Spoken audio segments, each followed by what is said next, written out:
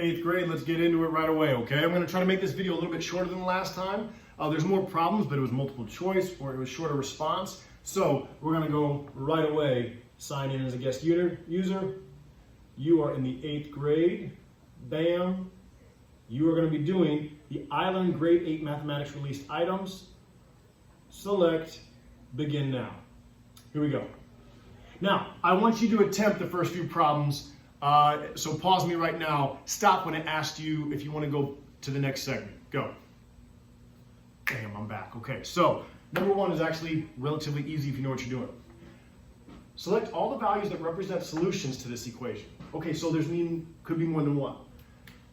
If I take n squared and I was to solve that, I square root both sides. That's technically not a correct answer. It's plus or minus. It's plus or minus because remember, squaring something means you multiply it by itself. So if I were to say x squared equals 4, the answer is positive 2 and negative 2. You don't believe me? What's negative 2 squared? Told you I'm right. All right? So knowing this, I can go through these very, very quickly. No.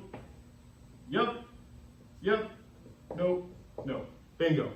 Go on to number 2. We're going to select that the second and third options were correct. All right, this one, again, we're dealing with, do you know your perfect squares? If I have square root of 40, what two consecutive whole numbers is that in between? Well, let's think. What's the next highest perfect square? 49. What's the lower one? 36. Oh, Yahtzee. Done. That one's not that bad. Don't overthink it. The only toughest part is putting it in two different boxes. 6 and 7. Boom. This is what I'm talking about. If you remember this from the iLearn, once we move past this, we will not be able to come back and revisit. So let's check numbers 1 and 2. Yes, we already know we're correct. I do want to leave the segment. All right, pause again and do 3 through 10. Go. We're back. Here we go. Number 3. Select whether each equation has no solution, one solution, or infinitely many solution. Now just a quick teaser. Infinitely many means the left side is exactly the same as the right side. It'll always be true. No solution is when there's no possible way the left side could ever equal the right side. One solution is where you can solve and come up with one solution. So here's one thing that's nice. We have identical or an identity. Oh, what's up? In that first one. That means infinitely many.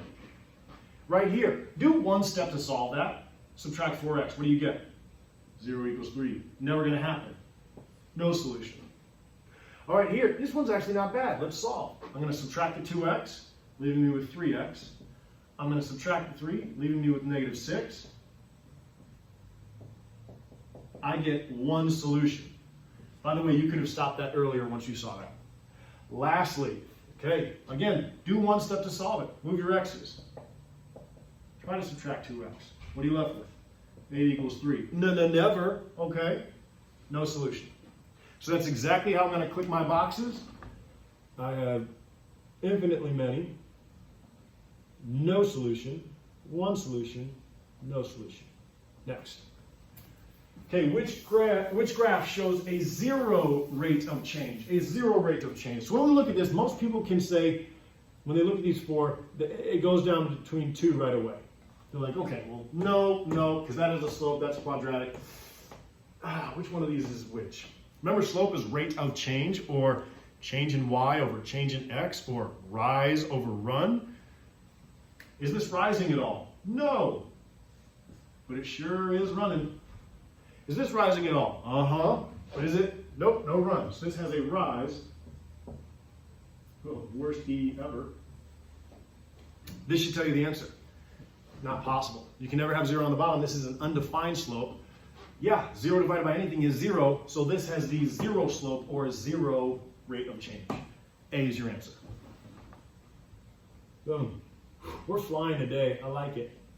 Number 5, which table represents a linear function? Linear. Now, what defines a linear function? A constant rate of change. Now, here's one thing that's a gift. It doesn't happen often, but iLearn gave you a gift. Notice all these are add 1, add 1, add 1, add 1, add 1, add 1, add 1, add 1, add 1, minus 1, minus 1. So all of these x's are consistently only changing by 1 unit every time. So I'm not even going to look at that. I'm going to look at my y's. Do those change consistently? Well, plus 2, minus 2, plus up. Nope, that's not a constant rate of change. All right, plus 4, plus 2. I stop. Nope, it's not a constant rate of change. Here we go. Plus 1, plus 1. Oh, yes. And just for good measure, plus 1, plus 2. Nope. This is the only table that has a constant rate of change for x and y. So I select that. And I'm satisfied to move on to number 6. Here we go. Brian and Tim ride their bikes at a constant speed and leave from the same location. Brian's ride times are shown on the table. By the way, if I'm going too fast, pause. Pause so you can have some discussion, but I'm going to keep going so the video is smaller, okay? Smaller, I said it. All right. 8 minutes for 1 mile, 16 for 2, 24 for 3. So he's riding at an 8-minute mile pace. Tim rides faster than Brian. Faster. Here's the weird thing about being faster than someone. It means your time is less, right? If he's running an 8-minute mile and I run a 5-minute mile, my time is lower, meaning my speed is faster. That's important to remember. So when we look at the actual graphs, this is which one could represent Tim's bike ride? It's a little bit of a dead giveaway. 3 of them look really similar, right? This person, go right to the 1 mile. At 1 mile, he's at 8 minutes. Nope, Tim's faster. 1 mile. Oh, he's almost at 9, so he's slower. 1 mile. Yeesh, on a bike, this dude's got a scooter. All right, it's at 10 minutes. Now, the only one that really shows a greater speed at 1 mile, this person's done in 6 minutes. This person's faster, so B is the only one that could be Tim's bike ride. 7. All right, here we go. Mark recorded the diameter of the same tree trunk every year for 10 years. Interesting hobby. He modeled the data with the equation shown where D is diameter in inches of the tree trunk after Y years. Now, hopefully you picked this up. This is in slope-intercept form, where M is always the rate of change, right? Now, keep in mind, it says, according to the model, which statement about the tree trunk is true? B is always, so this is our change. What's B? That's our initial, right? That's initially where we started. So as I read this, over the next year, the diameter of the tree trunk will grow exactly 0.25 inches. Not true. I can throw that out because 0.25 is representing our y-intercept, or our initial amount. It has nothing to do with a rate of change. Over the next year, the diameter of the tree trunk will grow exactly 0.47 inches. Now, first glance, you're like, oh, there it is. That's the slope. Boom. We live in a real world. He did measure it for 10 years. What's the likelihood that it was exactly 0.47 inches every year? Not likely. It's most likely that he did an average. So we have to use our brains in this as well. So let's keep going just to check. Each year, on average, the diameter of the tree trunk increased by 0.25. Again, 0.25 has nothing to do with our increase or our rate of change. D, each year, on average, the diameter of the tree trunk increased by 0.47 inches. That's more realistic. That's a lot more realistic because we can't come to a tree and be like, nope, you're not allowed to grow anymore. 0.47 was in November. You're done. It's an average. So this problem, while B sounds true, if you're precise mathematically, in the real world, it's more likely the average that it increases every year. So that's what we're going to go with is letter D. 8, quadrilateral. This one I actually really like because it was easy. Haha. Don't be offended if you thought it was hard. Just get on a level. Here we go. Quadrilateral MNOP is reflected over the line and then translated up as shown. What's the value of X? This one's a little bit of a gimme. What angle looks like it? N. And if you were to reflect, translate up, that is exactly angle N. So the answer here is 130. All right, cubes. A fair number cube is labeled with 5, 10, 15, 20, 25, 30, okay. It's rolled twice. What is the probability of rolling a 10 and then a 25? Careful, that word and is very difficult. okay? It means something. It means they are combined in a probability. They both have to happen, but there's two events.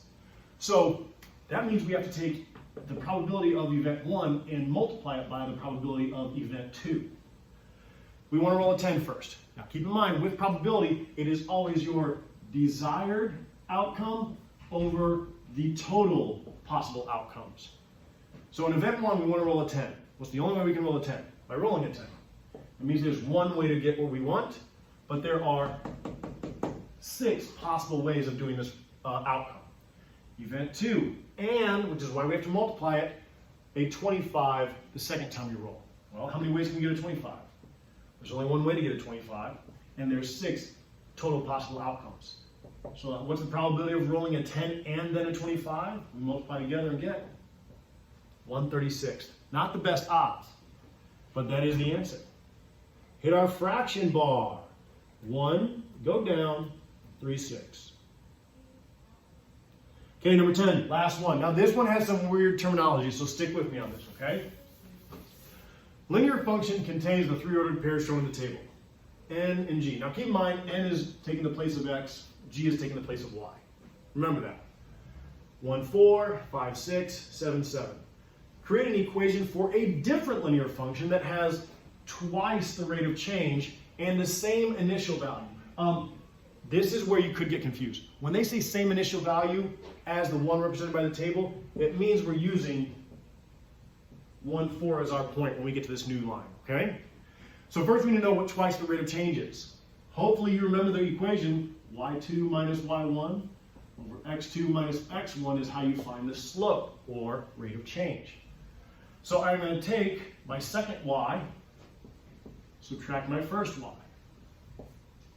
My second x, and subtract my first x.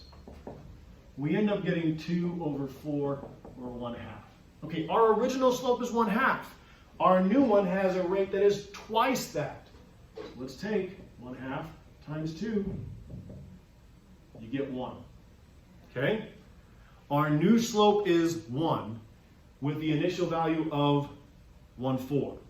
So we've used y equals mx plus b before, so let's plug in. My y value is 4, my new slope is 1, my x is 1, and I need to find my b. Because again, if I have an equation, I got to get it in slope-intercept form, solve for b. 1 times 1, subtract the 1. I now have my new slope. I have my new intercept. Don't you dare write y equals though. This gave us n and g. So instead of y equals, what is it? G equals. It's hard being a g. All right, g equals m, which is our new slope. I'm going to put in there as 1. Do you have to? No, but I like putting it there so they know I did my math. 1x, not x. What is x now? N. And then what's our intercept? Plus b plus 3. And that is the equation for our new desired line. Yes, we've answered them all. Hopefully it was helpful. Again, feel free to do this as slow or as fast as your class needs it. If you have follow-up questions, let me know. If your teacher's comfortable, they can go through it. But that is the math prep lesson for 8th grade ILEARN. You guys have been great. We're going to end our test. Yes, because I know I got them right. Submit. Have a wonderful day. Time.